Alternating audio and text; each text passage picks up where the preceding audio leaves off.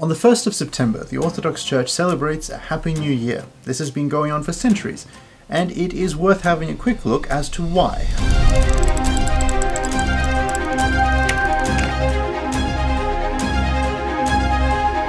Once again, we come to a topic that cannot be fully explained in a short and tiny video. So if you're into complex things like calculations and calendars, this is not the video for you. We are barely going to touch on a topic that can be explained at length, but we're going to introduce it to you. Around the world today, we start our year on January the 1st and continue it until December the 31st. But while this system is used around the world, it is not the only system that there has ever been. Throughout history and in different societies, time has been calculated in different ways, and the turning point of the year has differed dramatically from place to place. The notion of January 1st as the beginning of the year is an old notion. However, its acceptance by most of society is a lot more recent than you think.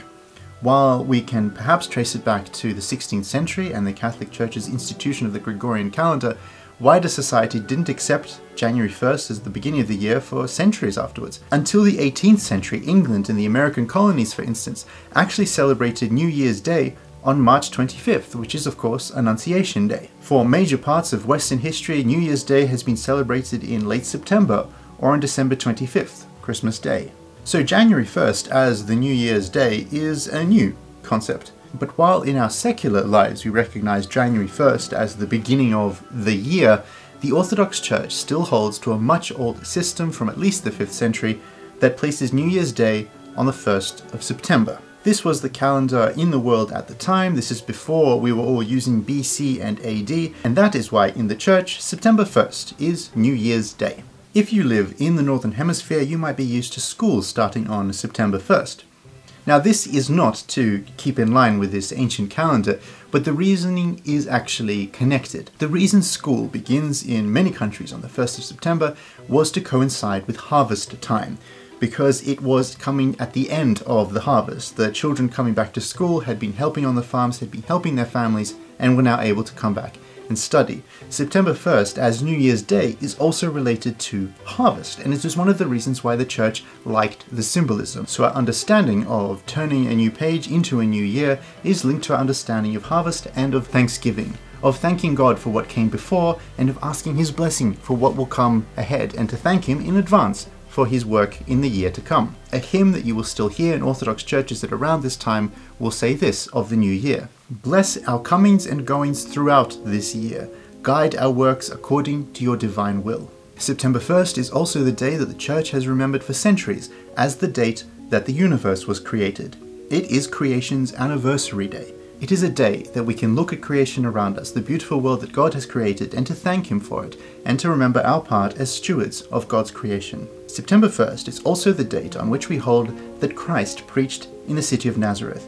This is the day that He read from the prophecies of Isaiah regarding the Messiah, and when He looked up at the crowd around Him and said that today, this prophecy has come true. And so begins our year.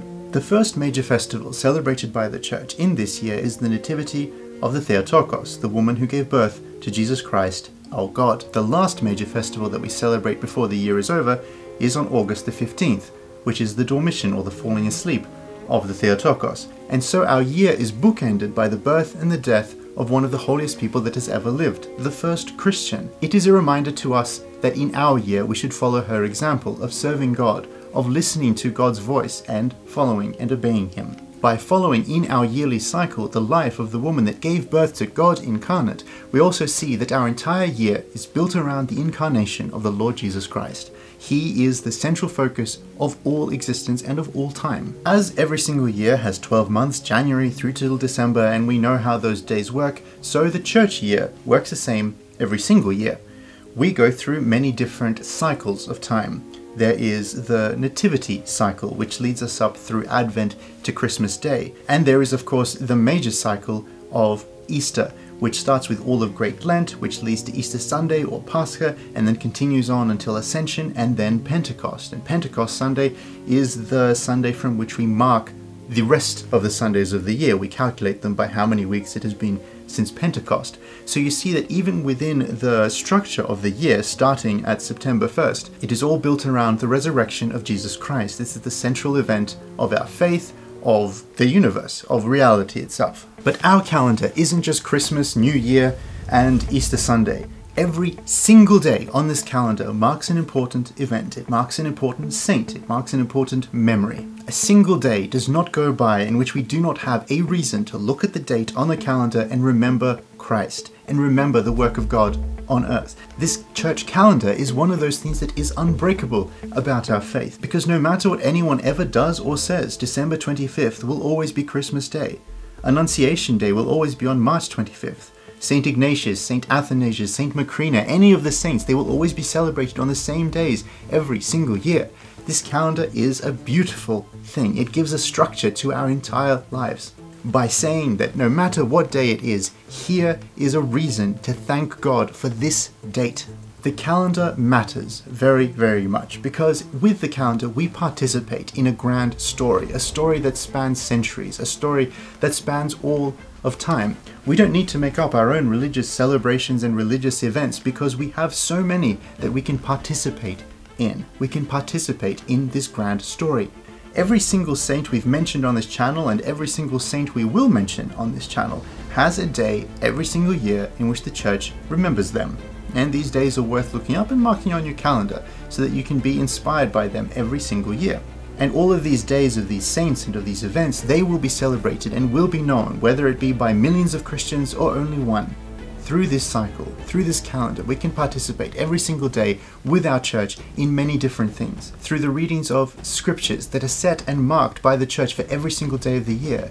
Through the recognition and celebration of Christian festivals. Through the remembrance and the readings of the lives of the many wonderful saints that have lived for the last 2,000 years. And above all, through the remembrance of the presence of Jesus Christ in every single day of the year. Thank you very much for watching this episode, and Happy New Year for the 1st of September, the Church's New Year. Today's cup of tea is an unusual creation of something that is supposed to be inspired by strawberries and cream. It's supposed to taste like strawberries and cream. I don't know if it tasted like that. It was a nice tea, but I don't think... Did it taste like strawberries and cream to you? It tasted like something like sweet tea. It was a sweet, fruity tea. There's a bit of strawberry, but not really. There was strawberry in it. We shall see you next year, and this year, and yes.